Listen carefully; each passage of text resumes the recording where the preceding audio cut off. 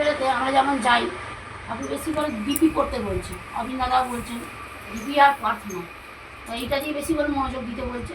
তার মাধ্যমে এই যে মানুষের বাড়ি গিয়ে কিরম ঠাকুর আছে, কে কিরকম ঠাকুরকে রেখেছে, সেগুলোই জানার জন্যই বা বলার জন্যই এগুলো আরও ডিপি অফ আমাদের দেওয়া। ডিপি তো ঘুরতে যাওয়ার জন্য নয়, মানুষকে ঠিকঠাক জায়গায় আনার জন্যই ডিপি অফ। তো একদিন কটা মা রাস্তা দিয়ে যাচ্ছে, যেমন আমরা 4-5 জন মিলে বেরোই, মায়েরা 5-6টা মা মিলে যাচ্ছে। যেতে যেতে রাস্তায় কয়েকটা মা, যেমন আমার বৌদি বলে দীক্ষা নিয়ে আছে সেরকম, তো আমরা যেতে যেতে রাস্তা দিয়ে কয়েকটা মা যাচ্ছে, যেতে দেখতে পেয়েছি একটা উঠোনে দুটো মা বসে গল্প করছে। তার মাধ্যমে একজন মা বলছে যে জয়গুরু মা দীক্ষা নেয়া, তার মধ্যে একজন বললো হ্যাঁ আমার নেওয়া আছে। আরেকজন আছে সে বলছে হ্যাঁ আমার দীক্ষা নেওয়া। তাহলে বাড়িতে এবার দাদারা, 2জন দাদা ছিলেন, 4জন মা ছিলেন। এক দাদা বলছে তাহলে মায়েদের একটু ঠাকুরের সিংহাসনটা দেখবো। বলছে ঠিক আছে চলুন দেখাবো, কিন্তু আমাদের তো ঠাকুর সেভাবে নেই, আমাদের ঠাকুরের ফটো নেই, আমাদের অন্য ঠাকুর আছে। কিন্তু যখন দীক্ষার সময় ফটো দেয়নি, যে দিয়েছিল, কিন্তু আমরা ঠাকুর এদিক ওদিক করে কোথাও হয়ে গেছে, চারদিকে ঠাকুর ছবি রাখেনি, হারিয়ে ফেলেছে ঠাকুরকে। বলছে এই বাবা এটা তো হবে না, চলুন দেখি মা, আমরা ঘরে ঢুকি। আর একটা মা ছিল, সেই মাকে বলছে মা আপনিও আসেন। সেই মা বলছে কী করবো এসে? বলছে আমি ঠাকুরের কথা জিজ্ঞেস করবো, আপনার বাড়িটা দেখবো, ঠাকুর কোথায় আছে দেখবো। বলছে সে বলছে মুখটা এরকম বাঁকিয়ে ঠাকুরের কথা জিজ্ঞেস করবে, ওইসব আমি করি না, দীক্ষা নিয়েছি কি করতে হবে, আমি মুখ বাঁকিয়ে পড়েছে।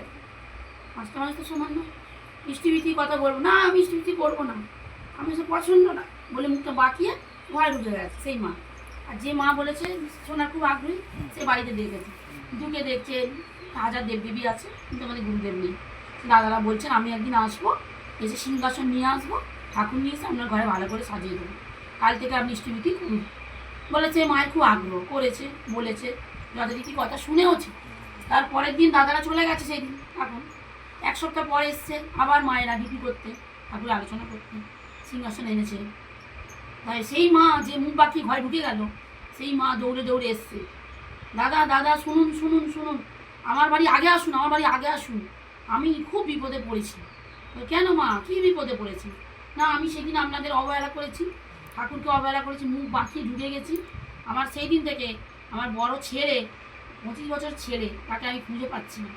আমার বাড়িতে ছেলে নিখোঁজ, হঠাৎ ছেলে কাজে গেছে আর ফেরেনি, অনেক খুঁজেছি কোথাও পাইনি ছেলেকে, চারিদিকে করছি, আমি পাগলের মতো হয়ে গেছি। হ্যাঁ সেই দিন বিকাল থেকে হয়েছে আমার, আপনারা চলে যাওয়ার পর ছেলে 7টায় বাড়ি ফেরে আর ফিরিনি, 1 সপ্তাহ হয়ে গেছে ছেলে নেই। মায়ের কী কষ্ট, কী কান্না, তাদের পায়ে ধরছে না, পায়ে ধরবে না, পায়ে ধরবে না, আমরা কি ভগবান? আমরা ঠাকুরের কাজ করতে এসেছি তো। আচ্ছা মা দেখছি আপনার কী ব্যাপার, আপনি চলুন, আমি সিংহাসন এনেছি, আপনার ঘরের জায়গা দিন, আমি ঠাকুরকে বসিয়ে সিংহাসন বসিয়ে দিচ্ছি, ঠাকুর সাজিয়ে দিচ্ছি।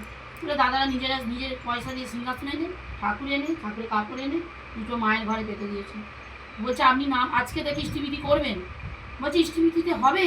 বলছে হ্যাঁ হবে, আপনি ইষ্টভীতি করে দেখুন, আপনার ছেলে ঠিক ফিরে আসবে।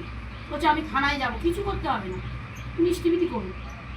আমাদের ইষ্টভীতি ঠাকুর, প্রচুর ঠাকুর তার মধ্যে শক্তি দিয়েছে, করলেই পাওয়া যাবে। বলছে আমি অনেক বছর নিয়েছি, আমি তাই করতাম না, অবহেলা করেছি, একটা ফটো রাখিনি। দীক্ষার সময় যখন নীতি দাদা দিয়েছিল, সেই ফটোটা আমি গঙ্গায় ফেলে দিয়েছি, জলে দিয়ে দিয়েছি।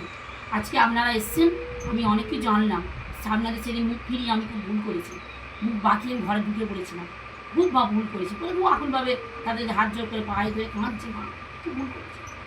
আমার তো একটাই সন্তান, স্বামী নেই, তাকে আমি হারিয়ে ফেলেছি ছেলেকে। দাদারা ভালো করে বুঝিয়ে ইষ্টভীতি এরম বলে মাকে বললেন আপনি করেন, ঠিক আপনার সন্তান ফিরে আসবে, কিচ্ছু করতে হবে না, যে তার চরণে জানান, তাকে বলুন, শুধু কাউকে বলতে হবে না, কোনো থানায় যেতে হবে না, ঠিক আপনার ছেলে ফিরে আসবে। আকুলভাবে বলুন মা, আর ইষ্টভীতি ঠিক ভোরবেলা করুন মা, আর প্রার্থনা করুন। এই সব বলে বই টই দিয়ে দাদারা চলে গেছে। 10 থেকে 15 দিনের মাথায় ছেলে ফিরে এসছে, ভোরবেলায়, সকালবেলায় এসছে ফিরে।